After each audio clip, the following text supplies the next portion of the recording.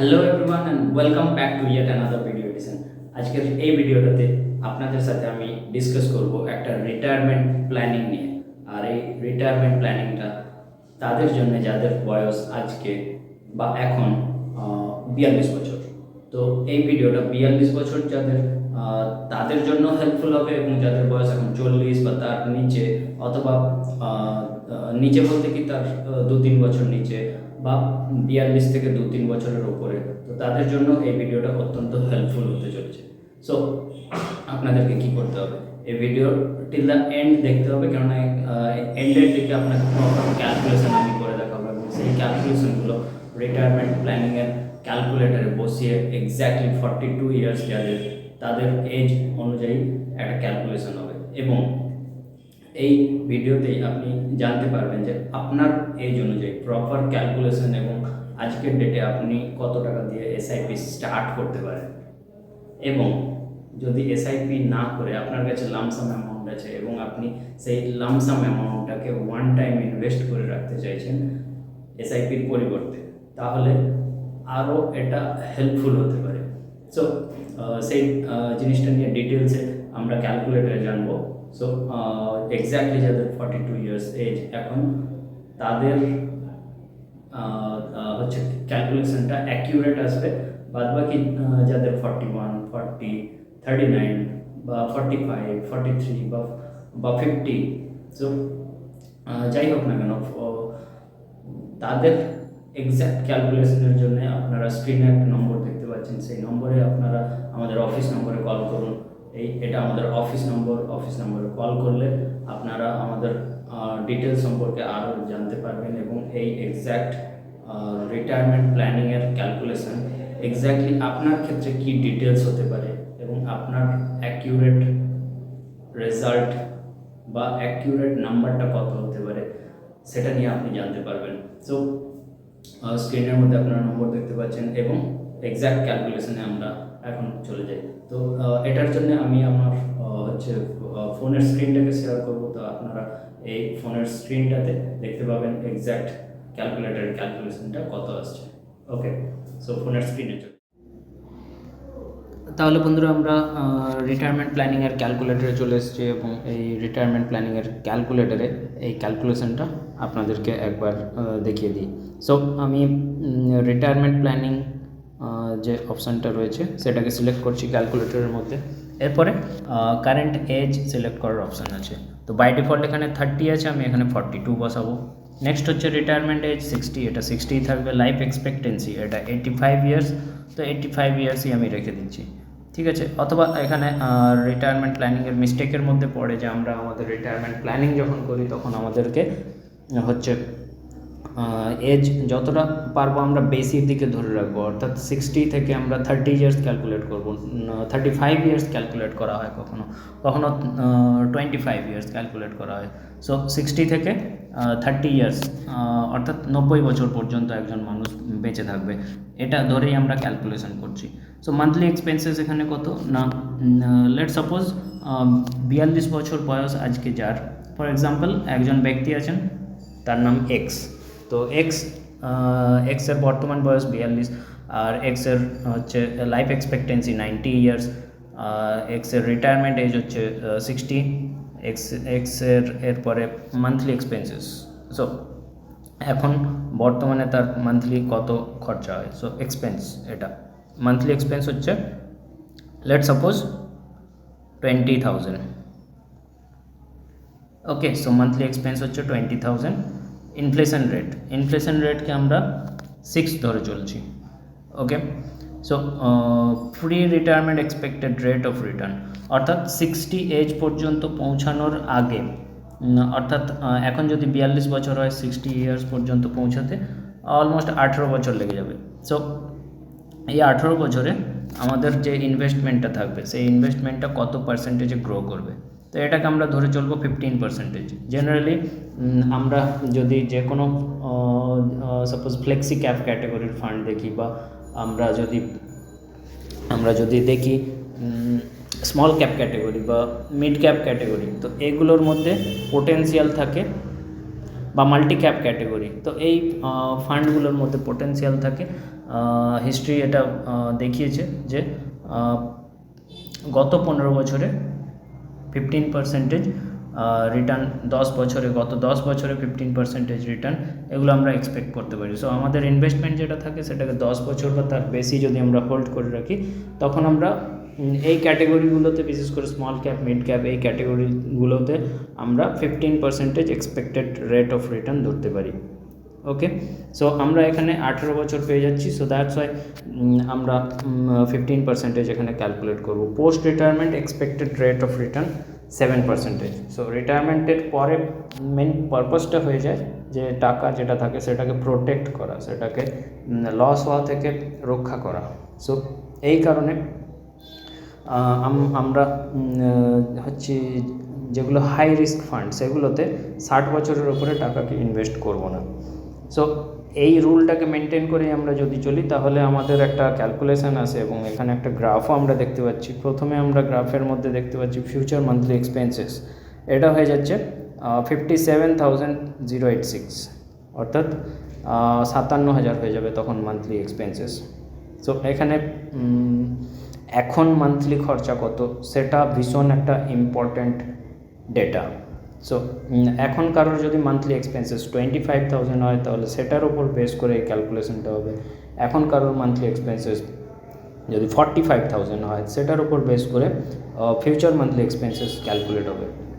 এবং এখন কারোর মান্থলি এক্সপেন্সেস যদি নিচের দিকে থাকে, সাপোজ 15,000, তো সেটার উপর বেস করে ফিউচার মান্থলি এক্সপেন্সেস এখানে আসবে। আফটার 18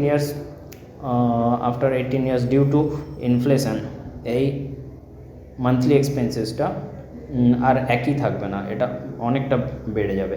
সো এক্ষেত্রেও 20,000 থেকে বেড়ে হয়ে গেছে 57,086 রুপিস। নেক্সট যেটা হচ্ছে এক্স ব্যক্তি যিনি, তার কর্পাস অর্থাৎ 90 ইয়ার্স পর্যন্ত তার হচ্ছে রিটায়ারমেন্টের পর রিটায়ারমেন্ট প্ল্যানিং ক্যালকুলেশন করে বর্তমানে যেটা খরচ সেটার ইনফ্লেশন ক্যালকুলেট করে লাইফস্টাইলকে একই রেখে 18 বছর পরে যদি লাইফস্টাইলকে একই রেখে একই টাইপের এক্সপেন্সেস হতে থাকে তাহলে যেটা কর্পাস রিকোয়ার্ড সেটা হচ্ছে 2,05,51,241। ওকে, সো এটাই যদি ক্যালকুলেশন হয় তাহলে এই 2,05,51,241 এই নাম্বারটা পর্যন্ত, এটাকে আমরা বলি কর্পাস, রিটায়ারমেন্ট কর্পাস। সো এই কর্পাস পর্যন্ত পৌঁছানোর জন্য এখন থেকে প্রতি মাসে কেউ যদি 20,919 টাকা এসআইপি করে, আপনারা দেখতে পাচ্ছেন এসআইপির ওপরে লেখা আছে, এসআইপির যে গ্রাফের মধ্যে আপনারা দেখতে পাচ্ছেন এসআইপি, সো সেটা হচ্ছে 20,919, সো অলমোস্ট 21,000 টাকা দিয়ে পার মান্থ যদি কেউ ইনভেস্ট করতে থাকে on a continuous basis till 18 years, 18 বছর, এখন থেকে 18 বছর, তাহলে এই যে কর্পাস 2,05,51,241 এটা পৌঁছানো যাবে, এটা অ্যাচিভ করা যাবে, it is achievable. Okay, next যেটা হচ্ছে লামসাম অ্যামাউন্ট, যদি কেউ এসআইপির পরিবর্তে কারোর কাছে আজকের ডেটে 16,60,645 টাকা আছে, সো ইন দ্যাট কেস তিনি 16,60,645 টাকা ওয়ান টাইম যদি ইনভেস্ট করে দেন তাহলেও সেই 16,60,645 টাকাটা 18 বছর ধরে 15% অ্যানুয়ালাইজ রিটার্ন হারে যদি বাড়তে থাকে, সেখানে ব্যাক এন্ডে কম্পাউন্ড ইন্টারেস্ট কাজ করতে থাকে, এবং যেই কম্পাউন্ড ইন্টারেস্টটা তার রেজাল্ট দেখাতে থাকে on a continuous basis. Compound interest নিজের মতো একটা ক্যালকুলেশন করতে থাকে, এবং সেই ক্যালকুলেশনটার পাওয়ার এতটাই, যেটাকে আমরা বলি পাওয়ার অফ কম্পাউন্ডিং, তো যেটাকে বাংলাতে বলে চক্রবৃদ্ধি সুদ।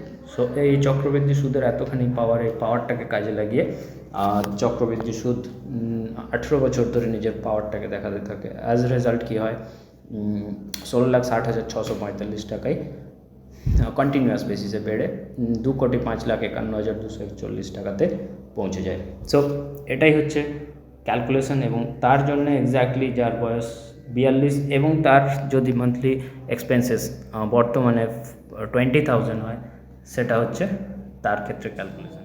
তাহলে ফ্রেন্ডস, আপনারা যেটা ক্যালকুলেশন দেখতে পেলেন, সেই ক্যালকুলেশনটা হচ্ছে এরকম একটা ক্যালকুলেশন যেখানে আপনারা একটা এক্স্যাক্ট নম্বর পেয়ে যাচ্ছেন, যেটাকে আমরা রিটায়ারমেন্ট পারপাস বলছি। এবং সেই পারপাস পর্যন্ত পৌঁছাতে গেলে আজকের ডেট থেকে কত টাকা করে এসআইপি স্টার্ট করতে হয় সেটা আপনারা একটা জিনিস পেলেন, আর আজকের ডেট থেকে কত টাকা লামসাম স্টার্ট করতে হয় সেটা আপনারা একটা পেলেন। তো এই দুটোই আপনারা পেলেন। আর যাদের বয়স 41 বছর বা 40 বছর তাদের ক্ষেত্রে নম্বরটা আলাদা হবে, বা যাদের বয়স 42 বছর কিন্তু মান্থলি এক্সপেন্সেস এর থেকে 20,000-এর থেকে আরেকটু বেশি, বা 20,000-এর থেকে কম, বা 20,000-এর থেকে অনেকটা বেশি।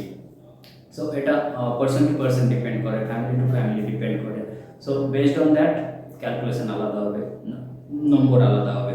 সো এটা আপনাদেরকে মাথায় রাখতে হবে। আর এটা বলে আমি আপনাদেরকে বলে দিই, যারা এই ক্যালকুলেশনটা অ্যাকিউরেট পেলেন না, কত টাকা করে এসআইপি করতে হবে, এসআইপি আপনারা ফার্স্ট টাইম স্টার্ট করতে চাইছেন, বা এসআইপি নিয়ে আপনাদের কোনো নলেজ নেই, বা কোথাও শুনেছেন কোনো ফ্রেন্ড এসআইপি করছে, আপনার কোনো ফ্রেন্ড এসআইপি করছে, বা আপনি শুনেছেন ইউটিউবে অন্য কোনো ভিডিও দেখেছেন যে এসআইপি বলে কিছু জিনিসের অস্তিত্ব আছে, বাট আপনি কনফিডেন্স পাচ্ছেন না। তো আপনাকে আমি বলি, আপনার এরিয়াতে যদি কেউ থাকে যিনি আপনাকে হচ্ছে রথের সারথির মতো আপনাকে গাইড করবে, যিনি আপনাকে আপনার ডেস্টিনেশনে, আপনার গন্তব্যস্থলে পৌঁছে দেবে, তাহলে আপনারা তার সাহায্য নিয়ে এগিয়ে যান এবং আপনার এসআইপি স্টার্ট করুন।